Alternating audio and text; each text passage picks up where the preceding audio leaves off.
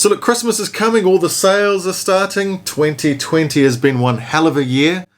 I also believe now LEGO have shown their hand as far as major new releases go this year, so maybe this is a good time to do my top 10 sets of 2020. So Rich here, welcome back to another Brick Scene video. If you haven't already, please hit that subscribe button down below. If you like this sort of thing, hit that thumbs up, and please, by all means, comment below. Let me know what you think of my choices. I'd like to know your choices as well. So without further ado, let's get into my top 10 of 2020.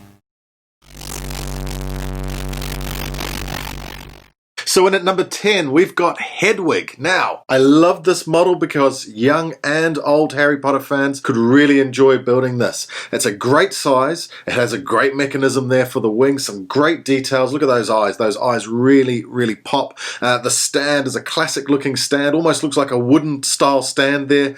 And of course, you get the little minifig and the little mini Hedwig with the wings spread out as well. I just really enjoyed building this set. It looks great on display and should be part of any Harry Potter collection. Overall, great set, has got me into more Harry Potter sets this year as well. That's why it gets my number 10. Coming in at number 9, we have the Hidden Side Mystery Castle, clocking in at just over 1,000 pieces. You know, it certainly drummed up a whole lot of nostalgia building one of these old style castles again, where you've got the wall and they open up to sort of show the details inside. Of course, this is more of a manor with some modern sort of bits there with that observatory on the top. I appreciate that, but it did take me back to building those classic castle sets. The minifigs were okay. I wasn't overly thrilled with the amount and the type of minifigs that you got in there. Some interesting pieces, of course, but it's all about that castle, and I thoroughly enjoyed building it. Hence why it gets my number 9. In at number 8, it's Baby Yoda, or Grogu as we now know him. Spoilers, sorry. But look, this was a great little build. I do enjoy these brick-built characters. I think this is the best of the 4 most recent ones that we've had. Of course, the Porg, Yoda, and BB-8. I really enjoyed the articulation on this one, with some little adjustments to the ears, the mouth, and the head there. You can really get some quite different expressions. So no, great build overall. Looks great on display. It was a good price, and I really enjoyed the build, and it's Baby Yoda, so that's why it gets my number 8. Coming in at number 7, I have got the Boba Fett helmet. Now, I could have picked any one of these helmets because I enjoyed all of the builds, but this one goes slightly above the others because we didn't use any stickers to get any of the details on the helmet itself. Great build, great addition to those adult sets that they seem to be throwing out at the moment. It was a great price point. Like I say, super enjoyable build, looks great on display, and I hope we see more of them in the future. Number 6, I have got the Haunted House. Now, I enjoyed this build big time. Big time. All those quirky little throwbacks to classic sets gone by, as well as the ride that's in there. Now, this is part of the fairground rides, and the ride itself in this haunted house is awesome, especially the way they've made it slow down as it comes down to the bottom again. Look, if you haven't seen it, check it out. It's really cool. But bringing some of those details from those old sets into this, and of course the way that light brick worked with those overlays and those pieces, those transparent pieces, it worked great. I really enjoyed this build. In fact, even if it didn't have the ride in it, I would have still enjoyed it just as much because of the detail, the sheer size of the model, and that is why it gets my number 6.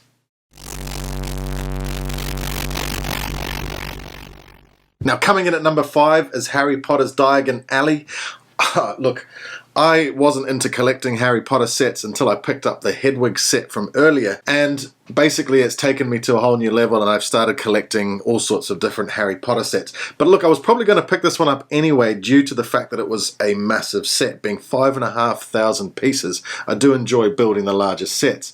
But the more I got into building this thing, the details that started being uncovered, look, it's an awesome build. Great selection of minifigs, some really nice details, and it can be added onto quite easily as well. Awesome build. My kids absolutely love it. They can't stop playing with it. So this is why it gets straight in there at number 5, even though I wasn't a Harry Potter fan until this year. Now coming in at number 4, I've got the Master Builder Series Star Wars Cantina. Look, the build, I enjoyed the build. There was no real standout techniques, but it's a big elaborate build. It takes a while, there's a lot to put together. And there was a couple of extra builds, of course, with the speeder and the Jawa's house and shop. But what it was all about with this one was the sheer number of minifigs, and of course, some of the exclusive minifigs that we have not seen before. You know, Dr. Evazan, Garandon, Ponda Baba, Labria, just some of those minifigs that we haven't seen before, and we probably won't see with any other set going forward neither.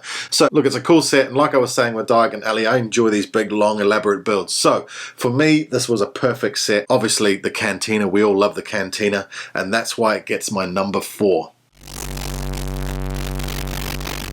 Coming in at number 3 is, of course, the Ghostbusters Ecto 1. Now, I don't know if this is just because I built it recently, but I really, really enjoyed this build.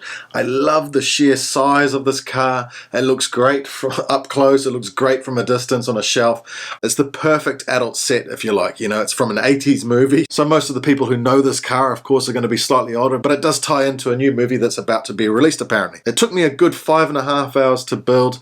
I just really, really enjoyed it, and I'm going to love displaying it for many years to come, I'm sure. I really hope that LEGO carry on in this theme and release some sort of nostalgic vehicle every year. It would be really, really cool.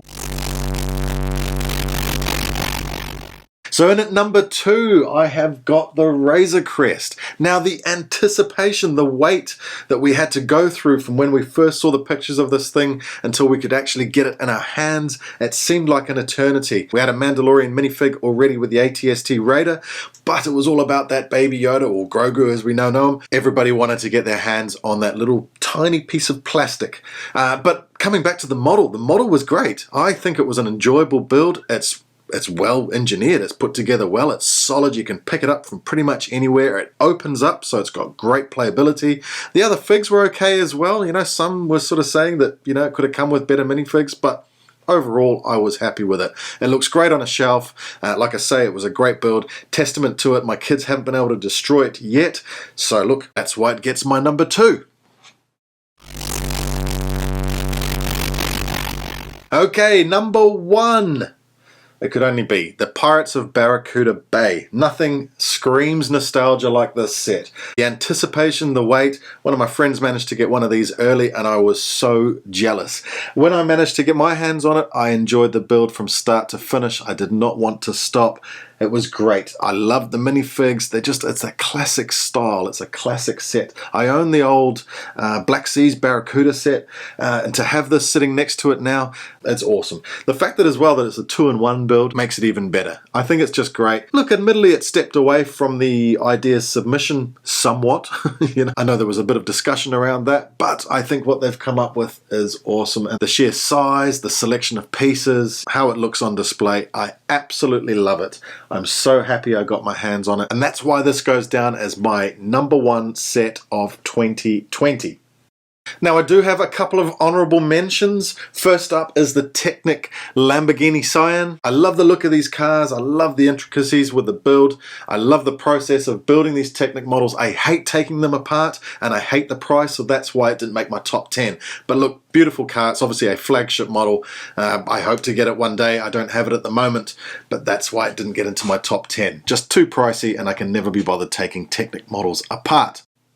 Next honourable mention goes to the Batwing. Again, I love the sheer size of this thing. It's a great display piece. I'm hoping to get it. I haven't got it yet. I've seen it. I've held it.